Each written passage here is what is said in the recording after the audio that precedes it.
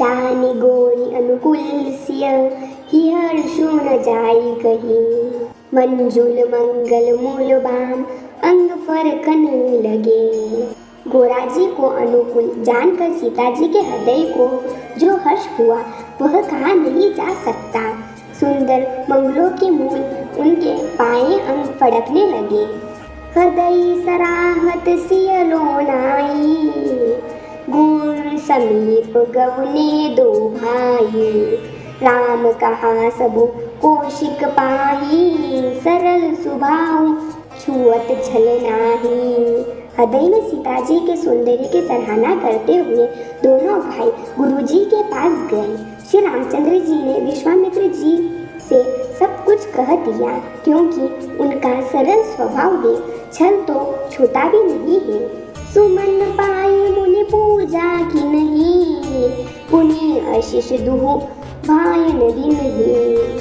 सुफल मनोरथ होहु तुम्हारे राम लखन सुनी भई सुखारे।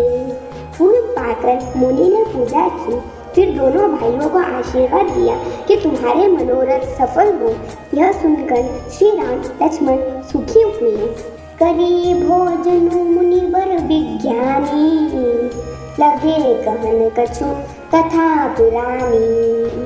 बिगत दिवसु गुरु आयुष पाई संध्या करन चले दो भाई। श्रेष्ठ विज्ञानी मुनि विश्वामित्र जी भोजन करके प्राचीन कथा कहने लगे। इतने में दिन बीत गया और गुरु की आज्ञा पाकर दोनों भाई संध्या करने चले। प्राची दिशि शशि उयहु सुहावा सिय मुख सरीश देखी सुख पावा। बहुरी विचारु किन्ह मन माही सिय बदन सम हिमल कर नाही। उधर पूर्व दिशा में सुंदर चंद्रमा उदय हुआ। श्री रामचंद्र जी ने उसे सीता के मुख के समान देखकर सुख पाया। फिर मन में विचार किया कि यह चंद्रमा सीता जी के मुख के समान नहीं है। जन्म सिंधु पुनि बंधु विपु दीन मलिन सकलंक सिय मुख समता पाव किमी चंदु बापुरो रंग। खारे समुद्र में तो इसका जन्म, फिर उसी समुद्र से उत्पन्न होने के कारण विष इसका भाई, दिन में यह मलिन शोभाहीन निस्तेज रहता है और कलकड़ी काले दाग से युक्त है। बेचारा गरीब चंद्रमा सीता जी के मुख की बराबरी कैसे पा सकता है। घटई बड़ई बिरहिनी दुखदाई ग्रसई राहु निज संधि पाई। कोप शोक प्रद पंकज द्रोही अवगुण बहुत चंद्रमा दोही। फिर यह घटता बढ़ता है और विहरणी स्त्रियों को दुख देने वाला है। राहु अपनी संधि में पाकर इसे ग्रस लेता है। चकवे को चकवी के वियोग का शोक देने वाला और कमल का वेरी उसे मुरझा देने वाला है। हे चंद्रमा, तुझ में बहुत से अवगुण हैं जो सीता जी में नहीं है। बेदेही मुख पट तर दिन है कोई दोष बड़ अनुचित किन है। सिय मुख छवि विदु ब्याज बखानी गुर पही चले निशा बड़ी जानी। अतः जानकी जी के मुख की तुझे उपमा देने से बड़ा अनुचित कर्म करने का दोष लगेगा। इस प्रकार चंद्रमा के बहाने सीता जी के मुख की छवि का वर्णन करके बड़ी रात हो गई। जान वे गुरु जी के पास चले। करी मुनि चरण सरोज प्रणामा आयुष पाई किन्ह विश्रामा। विगत निशा रघुनायक जागे बंधु बिलो की कहन अस लागे। मुनि के चरण कमलों में प्रणाम करके आज्ञा पाकर उन्हें विश्राम किया।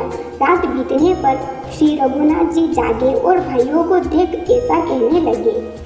उयौ अरुण अवलोक घुमताता पंकज कोक लोक सुखदाता। बोले लखन जोड़ी जुग पानी प्रभु प्रभाव सूचक मृदबानी। हे तात, देखो कमल, चक्रवात और समस्त संसार को सुख देने वाला अरुणोदय हुआ है। लक्ष्मण जी दोनों हाथ जोड़कर प्रभु के प्रभाव को सूचित करने वाली कोमल वाणी बोले।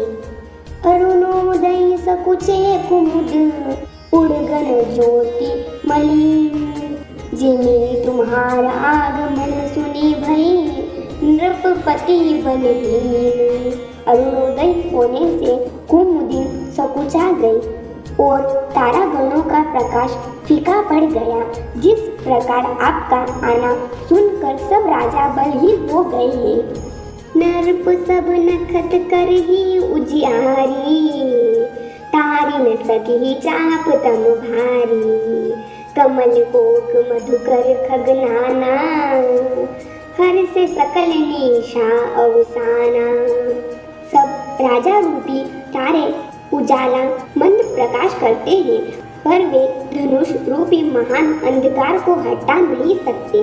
रात्रि का अंत होने से कमल, चकवे, भोरे और नाना प्रकार के पक्षी हर्षित हो रहे हैं। ऐसे ही प्रभु सब भगत तुम्हारे, कोई भई टूटे धनुष सुखारे। उदो भानु बिनु श्रम तम नासा, दूरे नखत जग तेज प्रकाशा।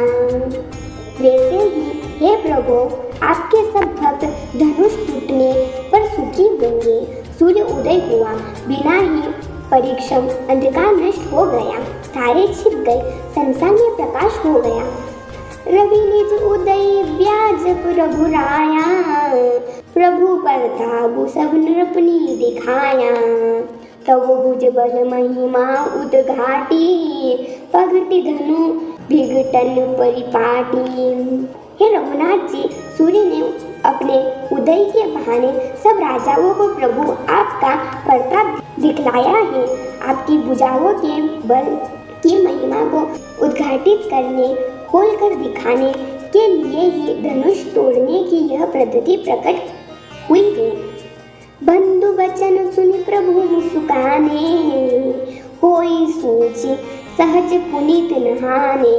नित्य क्रिया करी गुरु पही आए, चरण सरोज सुभंग सिर नाये। भाई के वचन सुनकर प्रभु मुस्कुराए। फिर स्वभाव से ही पवित्र श्री राम जी ने सोच से निवृत्त होकर स्नान किया और नित्य कर्म करके वे गुरुजी के पास आए। आकर उन्हें गुरुजी के सुंदर चरण कमलों में सिर नवाया। सतानंद तप जनक बोलाए, कौशिक मुनि पही तुरंत पठाए। जनक बिन्य तिन्ह आई सुनाई, हर्ष बोल लिए दो भाई। तब जनक जी ने सतानंद जी को बुलाया और उन्हें तुरंत ही विश्वामित्र मुनि के पास भेजा। उन्होंने आकर जनक जी की विनती सुनाई। विश्वामित्र जी ने हर्षित होकर दोनों भाइयों को बुलाया।